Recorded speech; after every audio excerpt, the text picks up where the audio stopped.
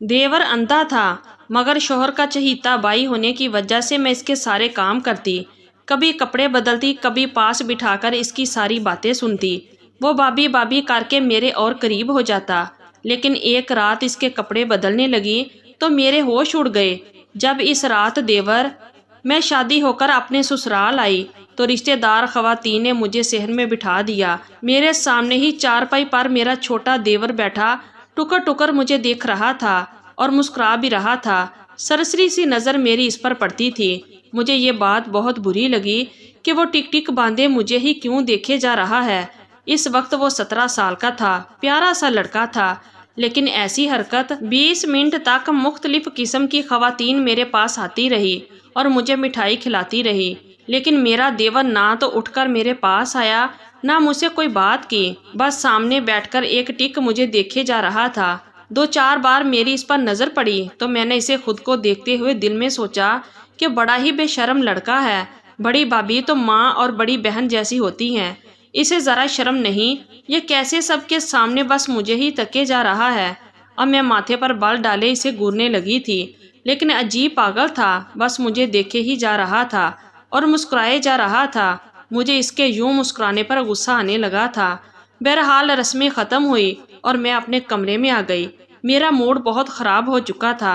इस पर एजाज भी मेरे कमरे में देर से आए तो मैं बिल्कुल बेतासिर सी बैठी थी। वो मेरे पास आकर बैठे तो मैंने इन्हें गुस्से से देखा था। मुझे यूं बरहम देखकर कहने लगे, क्या बात है रुबीना?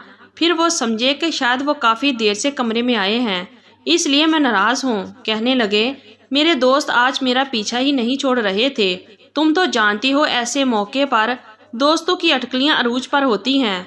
बहरहाल फिर एजाज की तारीफ सुनकर मेरा मूड बहाल हो गया था। मैंने देवर की बात को अपने शौहर के सामने दोहराया नहीं था कि ये क्या सोचेंगे। आते ही मेरे भाई के बारे में ऐसी बातें शुरू कर दी।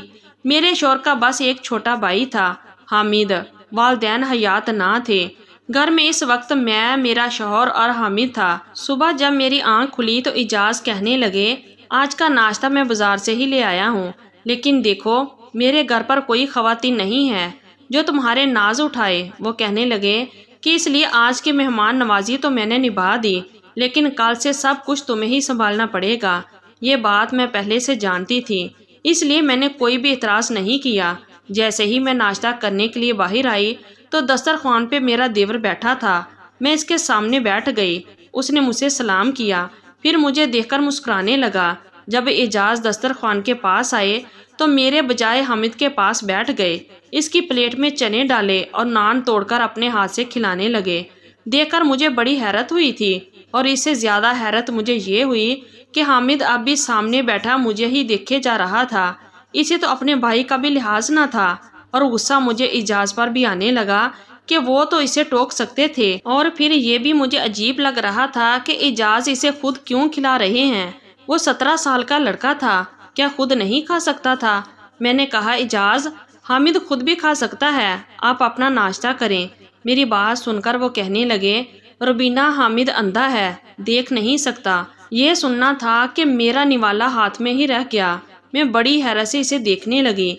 अच्छा खासा खूबसूरत लड़का था। इसकी आंखें भी ग्रीन कलर की थी, बेहद खूबसूरत थी। मुझे न जाने क्यों बड़ा ही दुख और अफसोस हुआ था कि इसकी आंखों में नूर नहीं था, वो देख नहीं सकता था। और मैंने न जाने दिल में इसे कितना बुरा भला कह चुकी थी। एजाज के चेहरे पर रंजीदगी सी थी।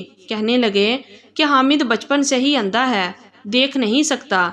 इसका बहुत इलाज करवाने की कोशिश की, लेकिन डॉक्टर कहते हैं कि ऑपरेशन से भी कोई फ़ायदा नहीं है।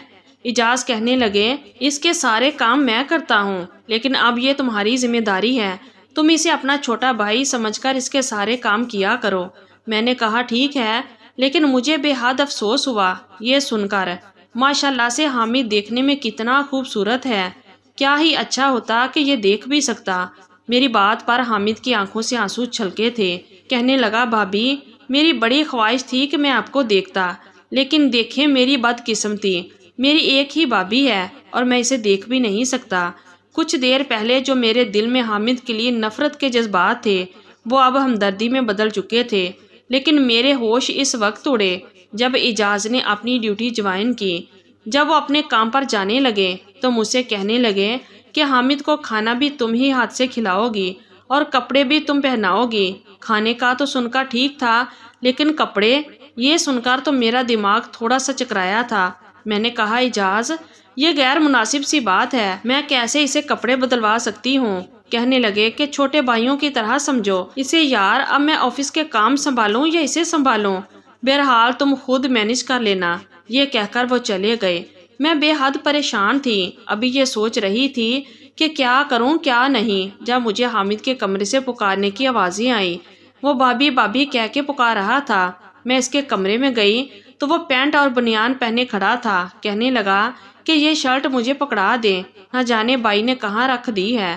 پورے بیڈ پر ہاتھ مار مار کے دیکھ چکا ہوں، لیکن سمجھ نہیں آ رہی۔ اس کی شرٹ بیڈ کے کنارے پر لٹکی ہوئی تھی۔ میں نے وہ شرٹ اسے پکڑا دی۔ اس نے شرٹ پہن تو لی، لیکن بٹن وہ ٹیڑھے بند کر رہا تھا۔ مجبوراً مجھے ہی آگے بڑھنا پڑا۔ میں نے کہا تم چھوڑو، میں تمہیں بٹن بند کر کے دے دیتی ہوں۔ میں نے اس کی شرٹ کے بٹن بند کیے تو وہ خوش ہو گیا۔ کہنے لگا میرے بال بھی بنا دے بھابی۔ میں نے ڈریسنگ سے کنگھا لیا اور اس کے بال بھی بنا دیے۔ پھر کہنے لگا مجھے اپنا ہاتھ دیں۔ میں نے کہا وہ کیوں؟ کہنے لگا دیں تو۔ میں نے ڈرتے ڈرتے اپنا ہاتھ اسے پکڑایا تھا۔ یہ سوچ رہی تھی کہ وہ کیوں میرا ہاتھ پکڑنا چاہتا ہے۔ اس نے ہاتھ اپنے دونوں ہاتھوں میں لیا۔ کہنے لگا آپ کا بہت بہت شکریہ۔ یہ کہہ کر اس نے میرا ہاتھ چھوڑ دیا۔ آپ کو دیکھ تو نہیں سکتا، لیکن محسوس تو کر سکتا ہوں، اس لیے آپ کا ہاتھ پکڑ کر محسوس کرنا چاہتا تھا کہ بھابی کیسی ہوتی ہیں۔ مجھے تو ماں کی محبت بھی نصیب نہ ہوئی۔ بہت چھوٹا تھا جب میری والدہ کا انتقال ہو گیا، اور والد ابھی 2 سال پہلے ہی فوت ہوئے۔ جب تک میرے والد زندہ تھے تو وہی مجھے سنبھالتے تھے، لیکن اس کے بعد ساری ذمہ داری اعجاز بھائی پر ڈل گئی، اور شادی کے بعد آپ نے بھی چند دن اچھے نہیں گزارے کہ میرا بوجھ آپ پر پڑ گیا۔ وہ بڑا افسردہ سا یہ کہہ رہا تھا۔ میں نے کہا تم کسی پر بھی بوجھ نہیں ہو، اور مجھ پر تو بالکل بھی نہیں۔ میری بات پر وہ مسکرانے لگا۔ کہنے لگا آپ بہت اچھی ہیں، میرا اتنا خیال رکھتی ہیں۔ لیکن جیسے جیسے وقت گزرتا گیا، میرے دیور حامد کی حرکتیں کچھ عجیب سی ہونے لگی تھی۔ وہ مجھ سے بہت زیادہ بے تکلف سا ہونے لگا تھا۔ اب تو مجھے خود پکار کے کہتا مجھے شرٹ پہنا دیں، مجھ سے بٹن صحیح سے بند نہیں ہوتے۔ کبھی کہتا کہ تولیے سے میرے بال خشک کر دیں۔ یہ کام تو وہ خود بھی کر سکتا تھا۔ مجھے تو لگا تھا کہ بس ایک دیور ہے اور ایک شوہر، مجھے تو گھر میں کوئی کام ہی نہ ہوگا۔ لیکن میں تو اس حامد کی وجہ سے گن چکر سی بن کے رہ گئی تھی۔ ابھی کچن میں برتن دھو رہی ہوتی تو وہ بھابی بھابی چلانے لگتا۔ میں بھاگی دوڑی اس کے کمرے میں جاتی تو ہنسنے لگتا، ہاتھ میں موبائل پکڑا ہوتا۔ کہنے لگتا میرے ساتھ بیٹھ کر یہ لطیفہ تو سنے، ذرا کتنا فنی ہے۔ وہ دیکھ تو نہیں سکتا تھا، لیکن سن سکتا تھا، اس لیے موبائل پر قصے کہانیاں اور لطیفے سننا اس کا شوق تھا۔ میں کہتی تم سن رہے ہو نا، خاموشی سے سنتے رہو۔ اب مجھے یہ بتاؤ کہ میں برتن دھوؤں، کھانا بناؤں، یا پھر میں تمہارے ساتھ بیٹھ کے لطیفے سنوں؟ میں نے بڑے پیار سے اسے ڈانٹا تھا اور احساس بھی دلایا تھا کہ مجھ پر بہت ذمہ داریاں ہیں۔ وہ میری بات سن کر ہنسنے لگا۔ کہنے لگا میرے پاس بیٹھیں اور میرے ساتھ لطیفے سنا کریں، آپ کی طبیعت بھی خوش باش ہو جائے گی۔ کام کیا ہے، چھوڑے کام کو، کام بھی کبھی ختم ہوئے ہیں۔ میں اس کے برابر میں بیٹھ گئی۔ میں نے کہا اچھا چلو یہ بتاؤ، اب تمہیں بھوک لگے گی تو کیا کھاؤ گے؟ وہ ہنسنے لگا۔ کہنے لگا آپ کا بیجا کھاؤں گا۔ میں اٹھ کے کھڑی ہو گئی۔ میں نے کہا خبردار، جو اب تم نے مجھے آواز دی، سمجھے نا، بس مجھے کام کے وقت ہی بلایا کرو، مجھے ابھی کھانا بنانا ہے۔ اعجاز مجھے بریانی کا کہہ کر گئے تھے۔ اب تمہیں بھی تو بریانی پسند ہے نا، اور تمہیں کیا پتا کہ اتنا وقت لگ جاتا ہے بریانی بنانے میں، اوپر سے اتنی گرمی ہے کہ کچن میں کھڑا نہیں ہوا جاتا۔ یہ کہہ کر میں باہر چلی گئی۔ 3-4 گھنٹے لگ گئے تھے مجھے کچن سمیٹتے ہوئے۔ میں نے بریانی بنائی، کباب بنائے، میں بالکل تھک چکی تھی۔ باہر آئی تو گھر گندا پڑا تھا۔ گھر کی صفائی کی، پھر سوچا کہ حامد کا کمرہ بھی لگے ہاتھ صاف کر دوں، لیکن جیسے ہی میں حامد کے کمرے میں داخل ہوئی تو وہ چیزوں کو ٹٹول کر اپنا کمرہ خود صاف کر رہا تھا۔ اس کے ہاتھ میں ایک کپڑا بھی پکڑا تھا جس سے وہ فرنیچر صاف کر رہا تھا۔ میں دیکھ کر مسکرانے لگی۔ میں نے کہا تم یہ کیا کر رہے ہو؟ میں کر دیتی ہوں۔ میں نے اس کے ہاتھ سے کپڑا چھینا۔ وہ کہنے لگا نہیں، آپ تھک جائیں گی، مجھے بہت برا لگ رہا ہے کہ سارے کام بھائی نے آپ کے سر پر ڈال دیے۔ भाभी ऐसा करें कि मुझे बता दिया करें, छोटे मोटे काम जो मैं कर सकता हूँ मैं कर लिया करूँगा। वो बड़ी संजीदगी से और फिक्रमंदी से कह रहा था।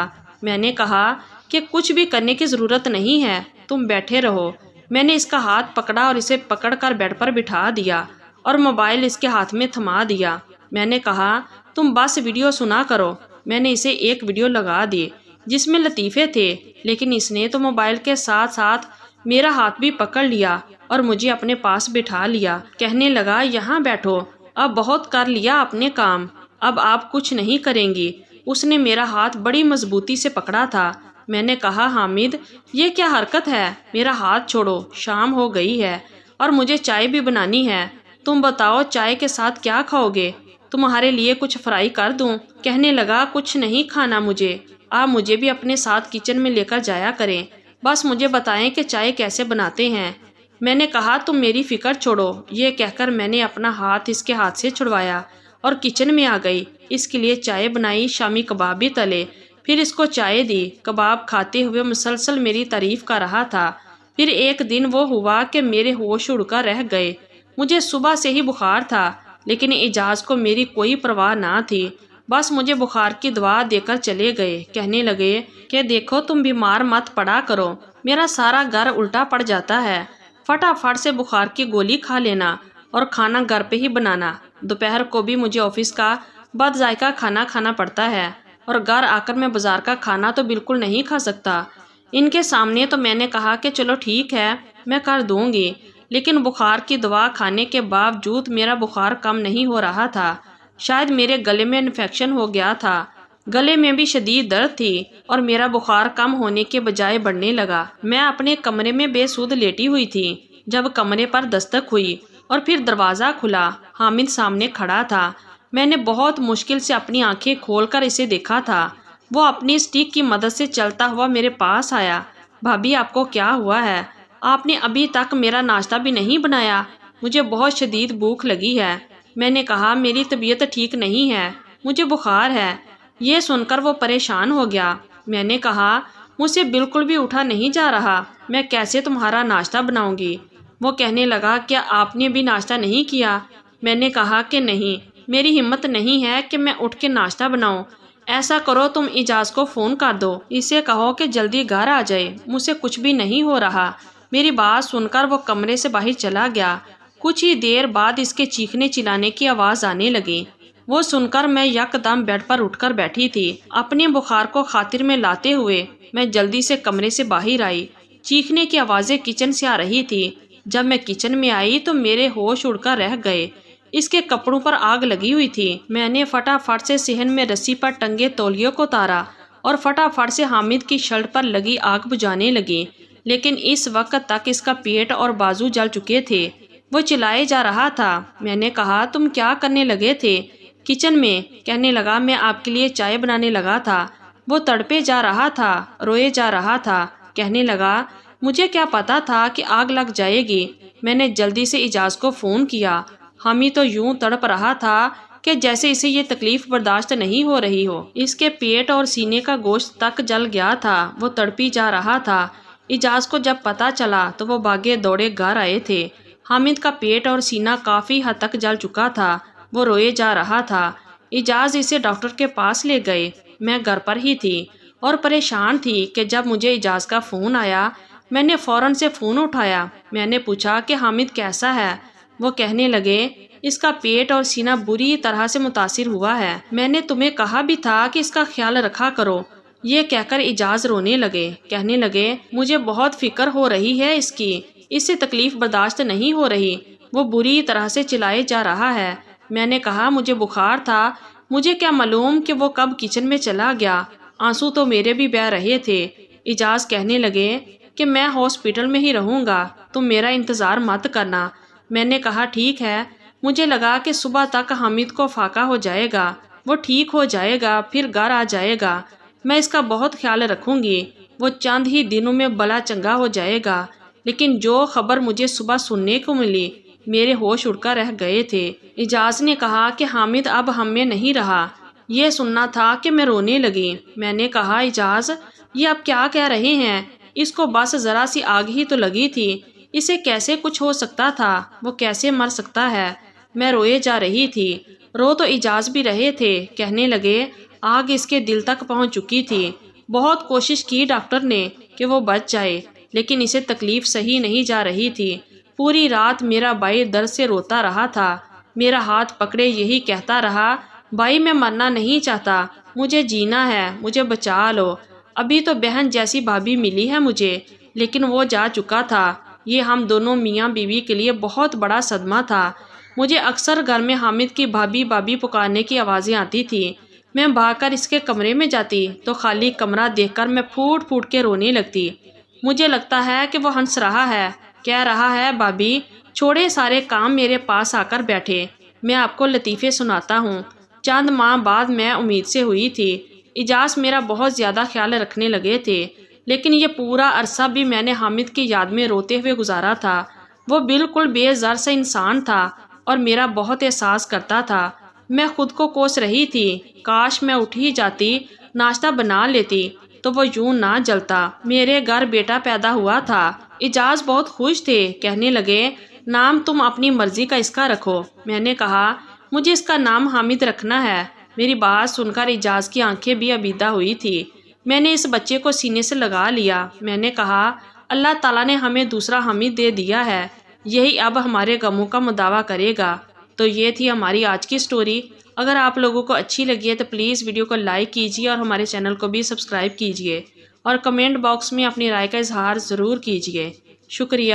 اللہ حافظ۔